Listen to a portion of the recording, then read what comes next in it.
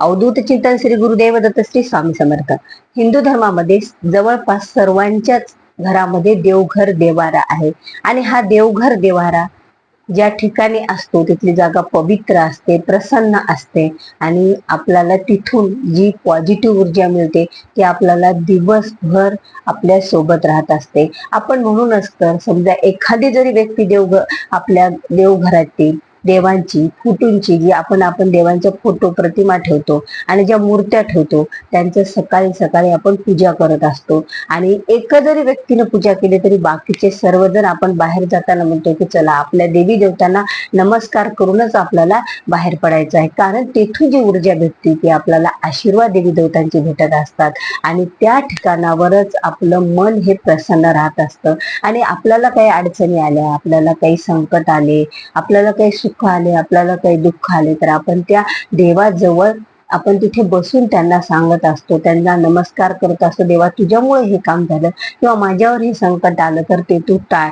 कारण आपल्या घरामध्ये आपण जे देवाच्या मूर्त्या ठेवलेल्या आहेत, आपण जे देवांच्या फोटो ठेवलेले आहेत, साक्षात आपण त्यांना देव समजत असतो आणि खरंच तशी ऊर्जा असते.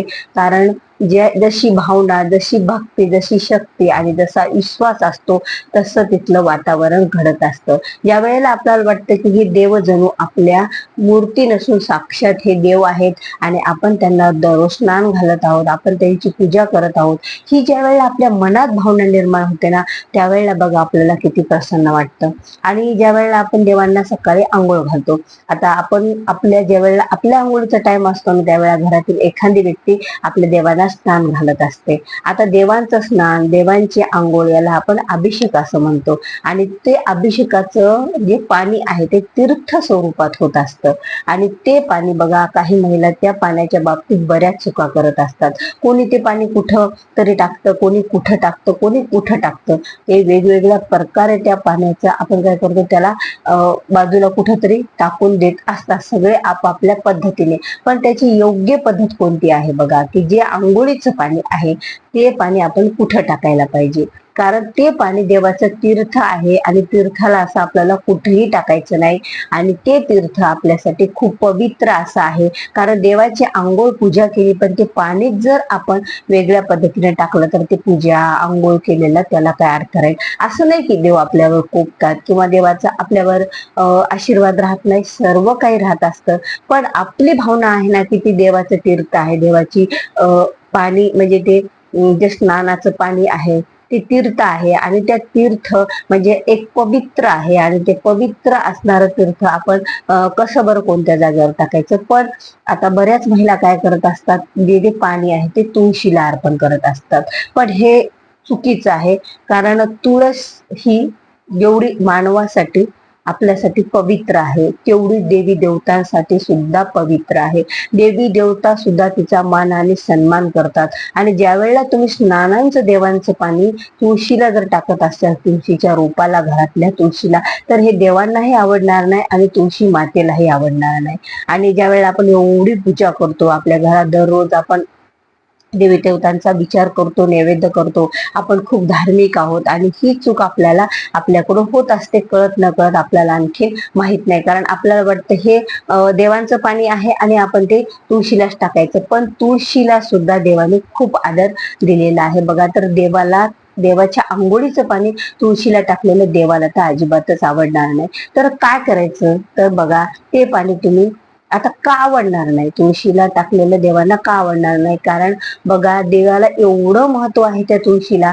कृष्ण तर एवढं महत्व देतात, तुम्हाला माहित आहे ज्यावेळेला कृष्ण अवतार होता त्यावेळेला कृष्ण अवतारामध्ये रुक्मिणीने आणि सर्वांनी कृष्णाच्या भारंभार सोनं मोजलं होतं. म्हणजे आता सर्व त्यांच्या द्वारकेतलं सोनं आणून एका पारड्यात ठेवलं आणि एका पारड्यात श्रीकृष्णाला बसवलं, तरीही श्रीकृष्णाचं पारड हे जडच राहू लागलं. कितीही सोनं होतं सगळ्या बायकांच्या अंगावरचं, घरातलं सर्व काही, तरीही त्याची बरोबरी, कारण देवाला कोण बरं मोजायचं, देव हे ब्रह्मांडात सामावलेला आहे आणि तो एका पारड्यात बसू शकेल का.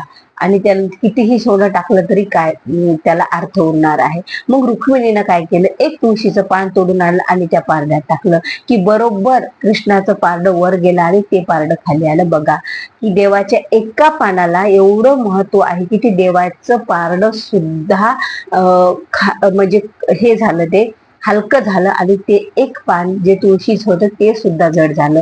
कारण हिला माहित होतं कुणाला, की रुक्मिणी, कारण रुक्मिणी ही साक्षात लक्ष्मी माता होते आणि लक्ष्मी मातेचा अवतार असल्यामुळे श्रीकृष्ण हे विष्णूचे अवतार आणि रुक्मिणी ही लक्ष्मीचे अवतार.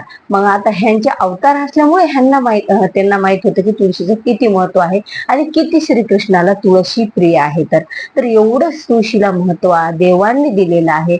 देवांनी या तुळशीला एवढं महत्व दिलं आणि देवाच्या आंघोळीचं पाणी जर आपण तुळशीला टाकलं तर ते आपल्याकडून कळत न कळत काहीतरी आपल्याला दोष लागतच असतात.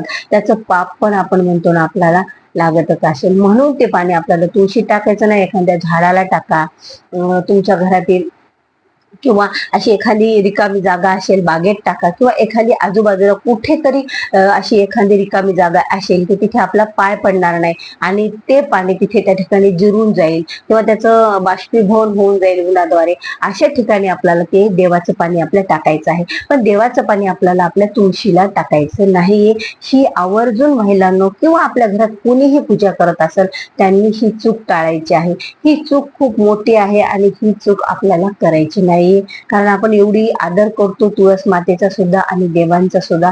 तर आता कळत न कळत आपल्याकडून आतापर्यंत चूक झालेली असेल तरीही आपण इथून पुढे त्याची सुधारणा करू शकतो. तर अशा प्रकारे आपल्याला देवी देवतांचं म्हणजे देव पूजेचं पाणी आपल्याला असा त्याचा वापर करायचा आहे. म्हणजे वापर म्हणजे ते झाडांना टाकायचं, आजूबाजूला कुठेतरी टाकायचं, पण ते पाणी आपल्याला तुळशीत टाकायचं नाही. श्रीकृष्णाला आवडणार नाही आणि कोणत्याच देवाला ते आवडणार नाही. कारण खूप पूजनीय, जेवढे आपल्यासाठी पूजनीय आहे ना तेवढी देवी देवतांसाठी ही तुळस खूप अशी पूजनीय आहे. तर ते पाणी आपल्याला, ते तीर्थ आपल्याला तसं टाकायचं आहे की त्याचा वापर आपल्याला कोणाचा पायही नाही पडला पाहिजे आणि त्या म्हणजे देवांच्या आंघोळीच्या पाण्याचा एवढा आदर आपल्याला करायचा. आपण तुळशी टाकत होतो, आपल्याला माहित नव्हतं, पण तुळस माता ही सर्वांचीच माता आहे. तुळस माता ही सर्वांसाठी पूजनीय आहे, देवी देवतांसाठी सुद्धा. तिचं उच्च कोटीची अशी तिची जागा आहे आपल्या तुळस मातेची आणि त्यामुळे आपल्याला तिला हे देवी देवतांचं आंघोळीचं पाणी टाकायचं नाही. तर व्हिडिओ आवडल्यास व्हिडिओला लाईक करा, शेअर करा.